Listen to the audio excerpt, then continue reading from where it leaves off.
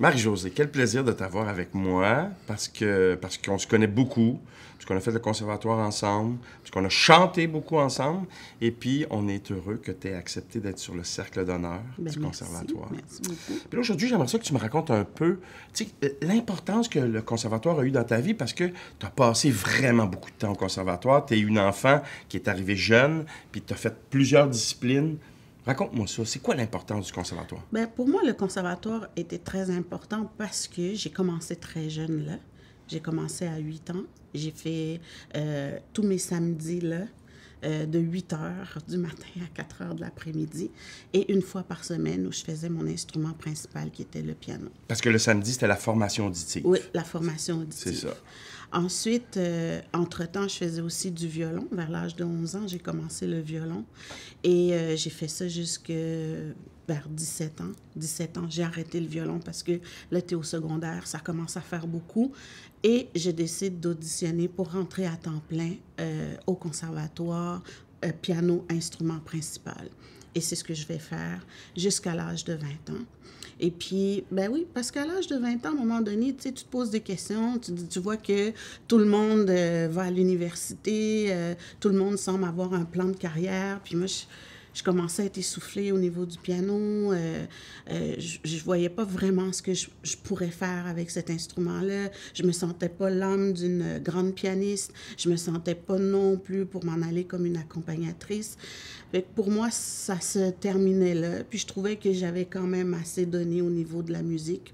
Donc, j'avais pris la décision d'arrêter tout ça là. De même arrêter la musique. Oui, oui, d'arrêter la musique. Puis je m'en allais, moi, psychologue ou criminologue. Là. Moi, je m'en allais dans totalement autre chose. Et puis, j'étais en année de reprise parce que quand tu fais une fin de cycle au conservatoire, il faut que tu aies une certaine note que je n'avais pas eue.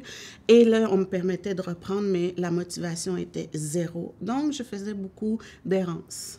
Hein, de cafétéria, de corridors, de cours du conservatoire. Le local de l'association étudiante. Oui, c'est ça.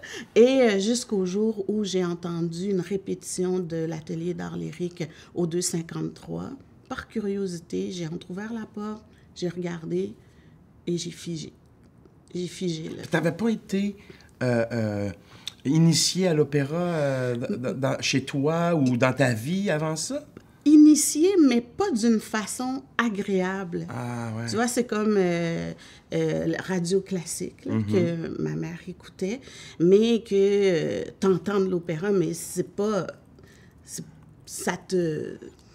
Ça vient pas te chercher autant qu'une voix que t'entends tout à coup à côté de toi. C'est ça. Là, j'avais le visuel et l'auditif en même temps, et... ça m'a impressionné. Puis après un certain temps, le metteur en scène, quand il me voyait revenir souvent, il m'avait dit « rentre ». Et j'avais totalement l'impression que c'était un langage qui me rejoignait. J'avais l'impression que pour la première fois de ma vie, je trouvais un langage qui rejoignait mon monde intérieur. Puis moi, depuis que je suis jeune, j'ai toujours été très attirée par les mots. Parce que j'ai grandi avec les Léo Ferré, les Aznavour, les Félix Leclerc, les Gilles Vigneault.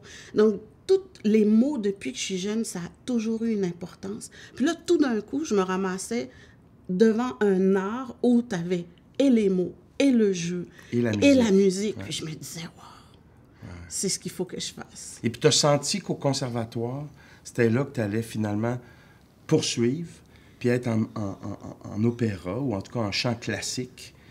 Et puis là, tu as fait toutes tes démarches pour te retrouver là, parce que tu n'avais jamais vraiment chanté... J'avais jamais chanté d'art lyrique, tu sais, mais on m'avait dit quand même qu'il y avait un bon professeur au conservatoire, feu Madame Jacqueline Martel-Chistellini, et les filles ou la personne qui m'a préparée pour l'audition au conservatoire, c'était une ancienne élève, non, c'était une élève du conservatoire à l'époque, c'était Sophie-Marie Martel, qui s'appelle maintenant Sophie.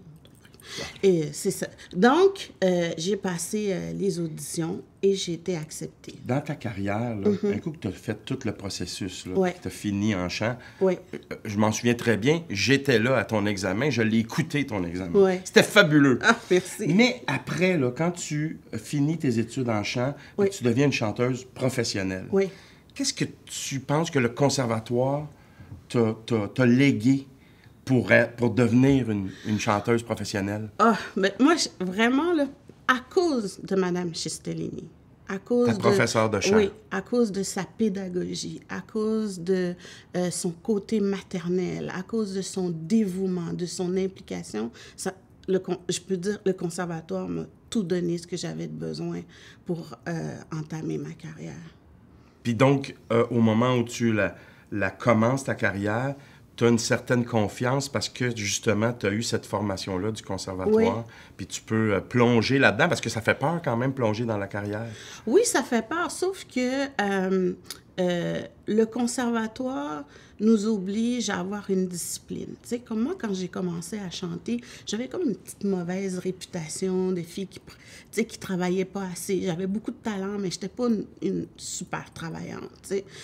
Mais quand je suis arrivée en chant, il fallait que ça parte. T'avais pas le choix. J'avais pas le choix. Puis c'était vraiment je joue tout. Parce que là, je commence, j'ai 20 ans. Je vais avoir bientôt 21 ans. J'en ai pour 10 ans.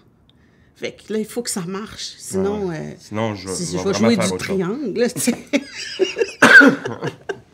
très drôle. Fait que c'était vraiment comme... ça m'a vraiment obligée à être hyper disciplinée, à